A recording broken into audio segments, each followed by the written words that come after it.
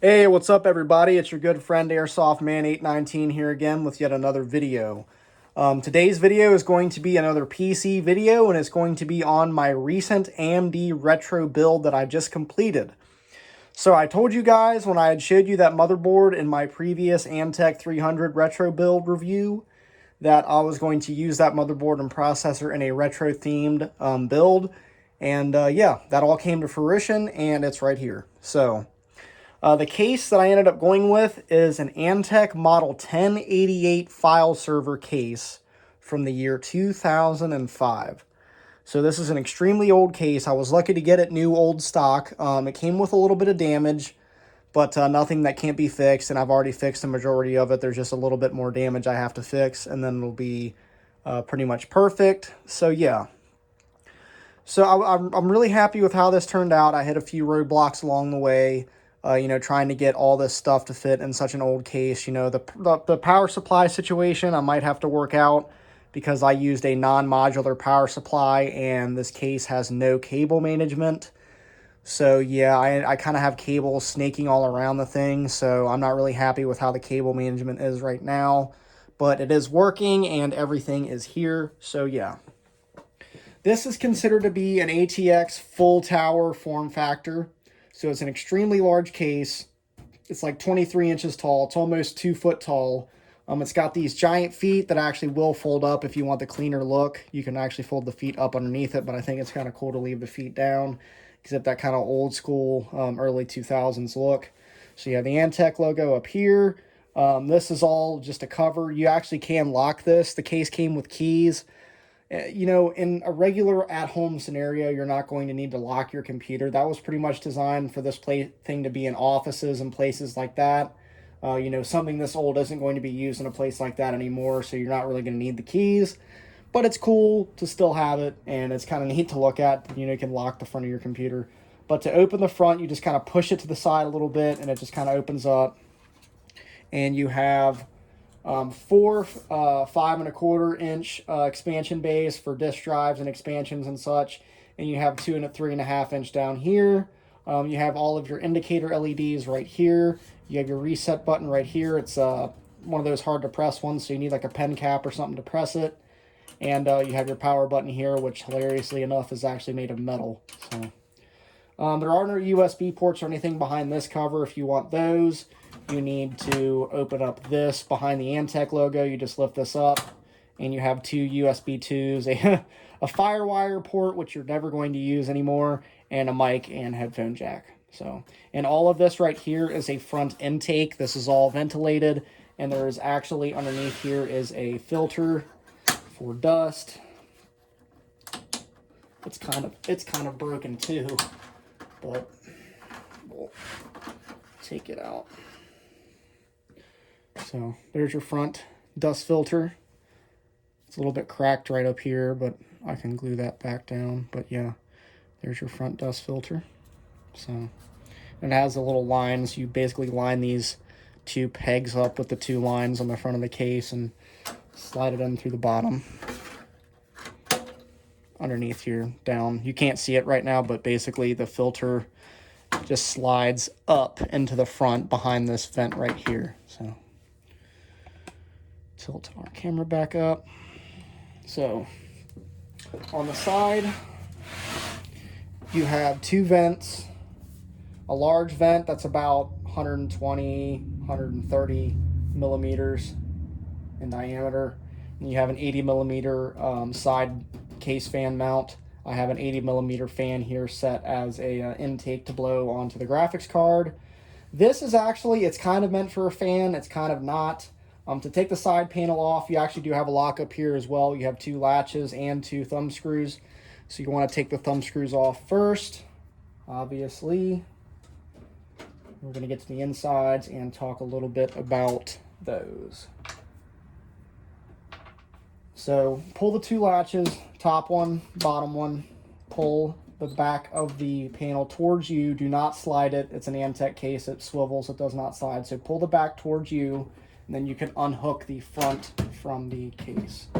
So I have a side fan in here, so I actually need to get my arm in here and unplug it.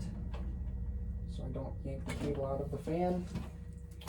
So you can see here, here's the cold air intake. I'll talk about that in a second. There's your 80 millimeter case fan. This is a Kingwin 80 millimeter fan. It's a cheap fan. I got it at Micro Center for like $4, but it's extremely quiet and actually moves a decent amount of air. I wanted this build to be very subtle. I didn't want it to look like it had the horsepower on the outside that it actually does. So there's no LEDs or any real indicators on the outside of this case what is on the inside of it. So here's your blowhole or your cold air intake.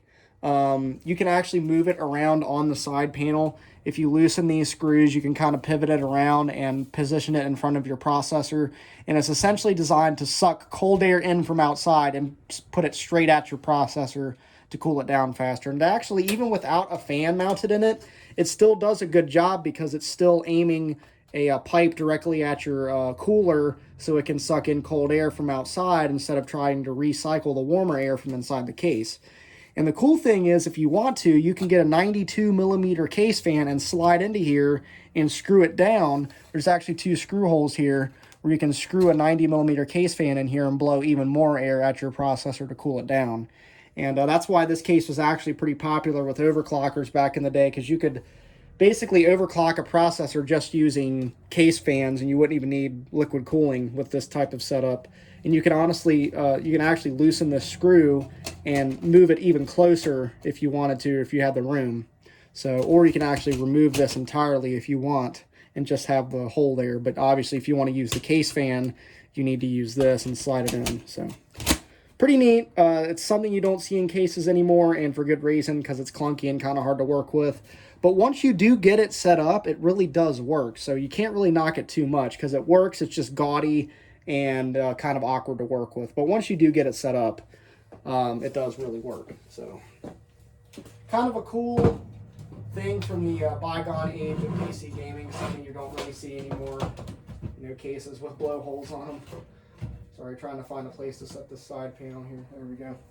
So the case has a very interesting layout, nothing like you would see nowadays. It's got these big support bars here. It's got a top-mounted power supply.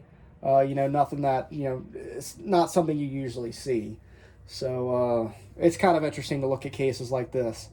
So before I dismount the camera and start showing you guys a little bit more about the insides, I want to show you guys the front intake fan cage and the hard drive cage, because it's kind of interesting how these have been done.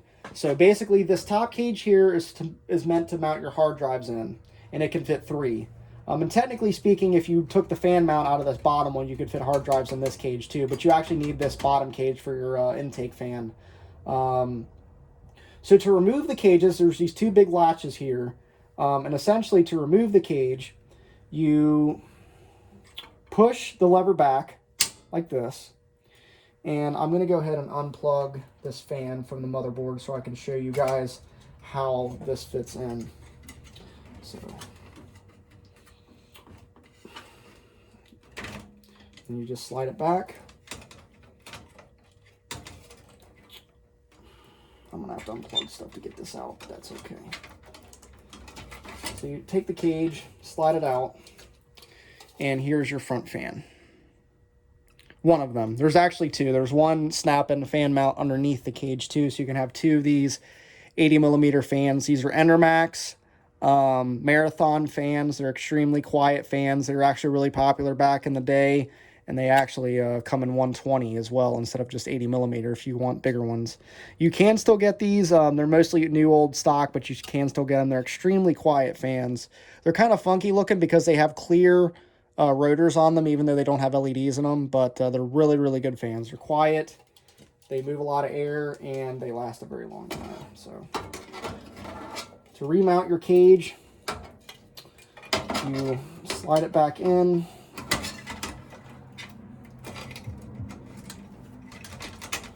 back forward, lock it in place, and you push the latch back forward again. So that is how you mount that front intake fan. And without a bunch of stuff in here, it's actually not that bad of a thing to do. It's just because I have cables and stuff in here already, it makes it kind of difficult to rip the cages out. which is why I'm not going to rip this hard drive cage out. It comes out the exact same way. You just loosen this latch and the whole cage will slide back out of there. So yeah, your front intake is here. You have 2 intake fans, hard drive cage, and you have your expansion mounts up here. So that's pretty much all I can show you with the camera mounted. So there's some carryovers from my daily driver. The cooler, the 125 millimeter V-True RGB cooler, top-down cooler, that is moved over from my daily driver rig. And so is the GTX 1060, the super clocked mini version from EVGA. It's still a full power 6 gig card. It's just a single fan, so it does run kind of warm. The motherboard, like I said, is the motherboard from that case that I had bought for $50. It is a overclocker's motherboard. It's a very big motherboard. It has 4 PCI Express slots on, actually 5, if you count the one the graphics card is plugged into. It actually has a little screen on it. It has an OC dial down here that you can actually use to overclock the motherboard, the processor with. It has this big heat sink that starts here and heat pipes all the way up to here, to the VRMs. It actually supports 8-pin power on the motherboard. The motherboard has 4 fan headers. It has 7 SATA ports. Very, very high powered motherboard for its day. I have 16 gigabytes. I did expand the RAM. The motherboard only originally came with 2 sticks. I added an additional 2 matching sticks. So now there's 16 gigabytes of G.Skill 1600 DDR3 RAM. The processor is a AMD Phenom 2 X4 975, clocked at 3.6 gigahertz, an extremely fast processor that is overclockable. I have a Rosewill 120 millimeter exhaust fan, just kind of a cheaper, just basic exhaust fan.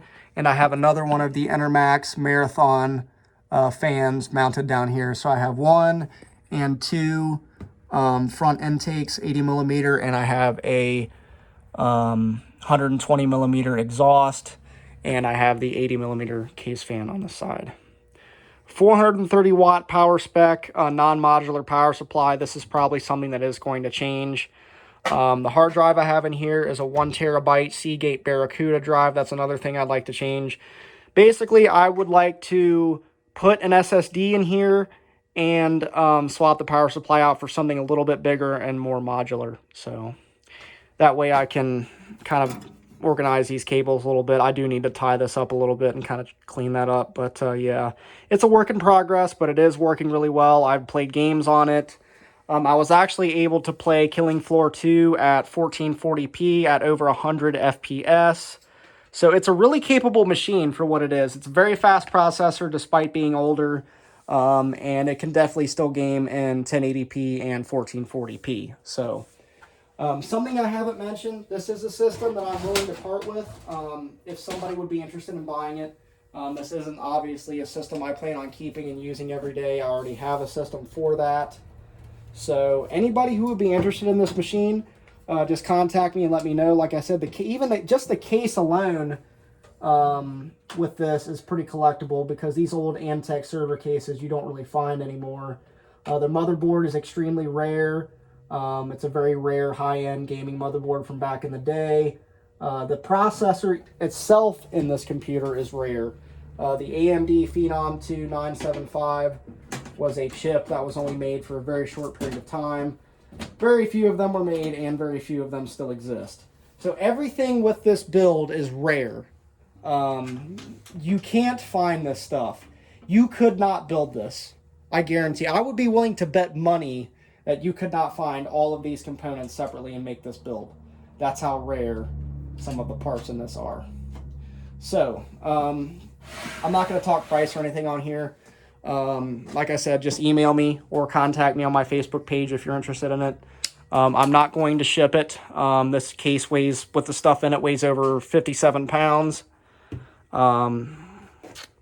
So you need to be local. You have to come and pick it up if you want it. So really, really nice case. It does have some damage that I am going to fix. It came cracked up here. I'm going to glue that back. So that is the only damage remaining on the case. Sorry, my voice cracked right there. I don't have a drink. But Just a really, really nice setup. Have a USB Wi-Fi dongle. This motherboard doesn't come with Wi-Fi, so you either have to add a Wi-Fi card or a dongle like I have here. So if you guys enjoyed this video of this retro Antec AMD AM3 build, I'm really happy with how it turned out, and the performance with the 1060 driving it is actually really, really good. It still can definitely keep up with even modern titles. So if you guys enjoyed this video, stay tuned for more interesting videos from the Airsoft Man 819 channel, and I will see you later.